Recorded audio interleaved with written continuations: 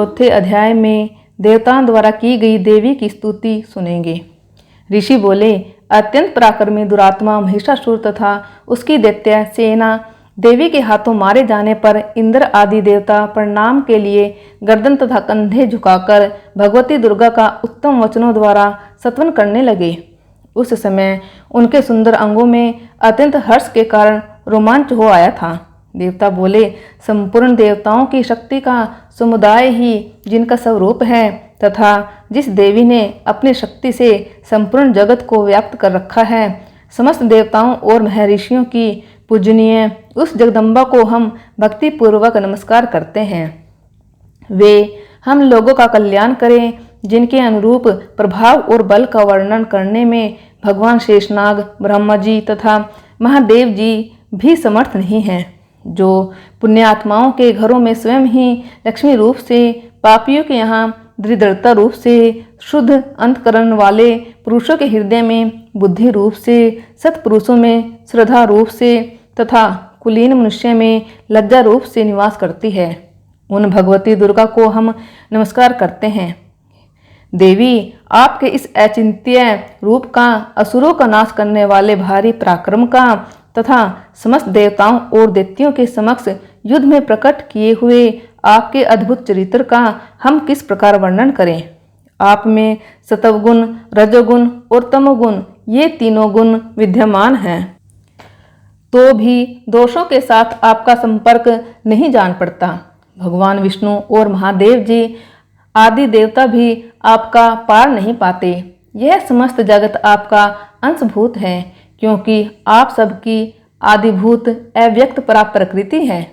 देवी, संपूर्ण यज्ञों में जिसके उच्चारण से सब देवता तृप्ति लाभ करते हैं, वह स्वहा आप ही हैं। इसके अतिरिक्त आप पितरों की भी तृप्ति का कारण हैं, अतएव सब लोग आपको स्वधा भी कहते हैं। देवी, समस्त दोषों से रहित जितेंद्रिय तत्वों को ही सार वस्तु मानने वाले तथा मोक्ष की अभिलाषा रखने वाले मुनिजन जिसका अभ्यास करते हैं, वह भगवती आप ही हैं।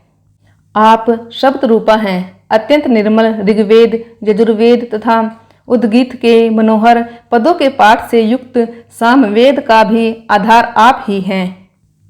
आप देवी त्रयी यानी कि तीनों वेद और भगवती हैं। इस विश्व की उत्पत्ति एवं पालन के लिए आप ही वार्ता, कृषि एवं आजीविका के रूप में प्रकट हुई हैं, जिससे समस्त शास्त्रों के सार का ज्ञान होता है। वह मेधा शक्ति आप ही हैं। दुर्गम भव सागर से पार उतारने वाली नौका रूप दुर्गा देवी भी आप ही हैं। कैटभ के शत्रु भगवान विष्णु के वक्षस्थल में एकमात्र निवास करने वाले भगवती लक्ष्मी तथा भगवान चंद्रशेखर द्वारा सम्मानित गौरी देवी भी आप ही हैं।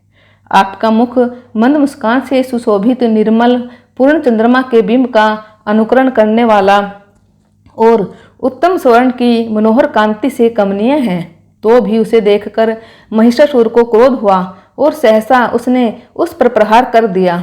यह बड़े आश्चर्य की बात है। हे देवी, वही मुख जब क्रोध से युक्त होने पर उदय काल के चंद्रमा की भांति लाल और तनी हुई भौहों के कारण विकराल हो उठा, तब उसे देखकर जो महिषासुर के प्राण तुरंत नहीं निकल गए, यह उससे भी बढ़कर आश्चर्य की बात है, क्योंकि क्रोध में भरे हुए यमराज को देखकर भला कौन जीवित रह सकता है। हे देवी, आप प्रसन्न हो। परमात्मा स्वरूप आपके प्रसन्न होने पर जगत का अभ्युदय होता है और क्रोध में भर जाने पर आप तत्काल ही कितने कुलों का सर्वनाश कर डालती हैं। यह बात अभी अनुभव में आई है, क्योंकि महिषासुर की यह विशाल सेना क्षण भर में आपके कोप से नष्ट हो गई है।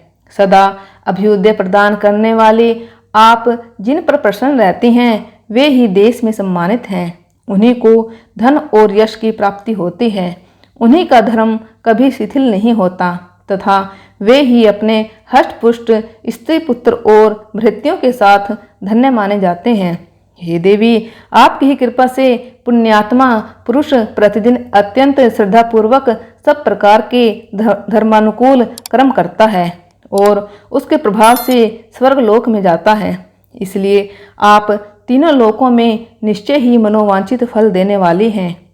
माँ दुर्गे, आप स्मरण करने पर सब प्राणियों का भय हर लेती हैं और स्वस्थ पुरुषों का चिंतन करने पर उन्हें परम कल्याणमयी बुद्धि प्रदान करती हैं। दुख, दरिद्रता और भय हराने वाली देवी आपके सिवा दूसरी कौन है, जिसका चित्त सबका उपकार करने के लिए सदा ही दयालु रहता है। देवी, इन राक्षसों के मारने से संसार को सुख मिले तथा ये राक्षस चिरकाल तक नरक में रहने के लिए भले ही पाप करते रहे हों, इस समय संग्राम में मृत्यु को प्राप्त होकर स्वर्गलोक में जाएं। यही सोचकर आप शत्रुओं का वध करते हैं। ये शत्रु भी हमारे शस्त्रों से पवित्र होकर उत्तम लोक को जाएं।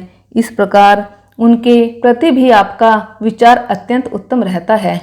खड़ग के तेज पुंज की भयंकर दीप्ति से तथा आपके त्रिशूल के अग्रभाग की घनीभूत प्रभा से चौंधिया कर जो असुरों की आंखें फूट नहीं गई, उसमें कारण यह भी था कि वे मनोहर रश्मियों से युक्त चंद्रमा के समान आनंद प्रदान करने वाले आपके इस सुंदर मुख का दर्शन करते थे। देवी, आपका शील दुराचारियों के बुरे बर्ताव को दूर करने वाला है। इस प्रकार आपके शत्रुओं पर भी अपनी दया ही प्रकट की है।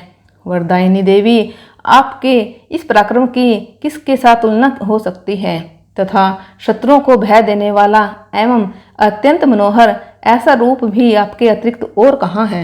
हृदय में कृपा और युद्ध में निष्ठुरता, ये दोनों बातें तीनों लोगों के भीतर केवल आप में ही देखी गई हैं। हे माते, आपने शत्रुओं का नाश करके इस समस्त लोक की रक्षा की है।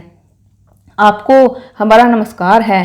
हे देवी, आप शूल से, खड़ग से, घंटा की ध्वनि और धनुष के टंकार से भी हम सबकी रक्षा करें। चंडी के पूर्व, पश्चिम और दक्षिण दिशा में आप हमारी अपने त्रिशूल को घुमाकर आप उत्तर दिशा में भी हमारी रक्षा करें। अंबिके, आपके हाथों में शोभा पाने वाले खड़ग, शूल और गदा आदि जो जो अस्त्र हों, उन सब के द्वारा आप सब ओर से हम लोगों की रक्षा करें। देवी बोली, देवताओं, तुम सब मुझसे जिस वस्तु की कामना रखते हो उसे मांगो। देवता बोले, भगवती, आपने हमारी सब इच्छा पूरी कर दी, अब कुछ भी बाकी नहीं है, क्योंकि हमारा यह शत्रु महिषासुर मारा गया। महेश्वरी, इतने पर भी यदि आप हमें और वर देना चाहती हैं तो हम जब जब आपका स्मरण करें तब तब आप दर्शन देकर हमारा महान संकट दूर कर दिया करें। अंबिके, जो मनुष्य इन स्त्रोतों द्वारा आपकी स्तुति करें, उसे वित्त, समृद्धि और वैभव देने के साथ ही उसकी धन और स्त्री आदि संपत्ति को भी बढ़ाने के लिए आप सदा हम पर कृपालु रहें। ऋषि बोले, राजन, देवताओं ने जब अपने तथा जगत के कल्याण के लिए भद्रकाली देवी को इस प्रकार प्रसन्न किया, तब वे तथास्तु कहकर वहीं अंतर्ध्यान हो गई। बोलिए शेरा वाली माता की जय, अम्बे मैया की जय।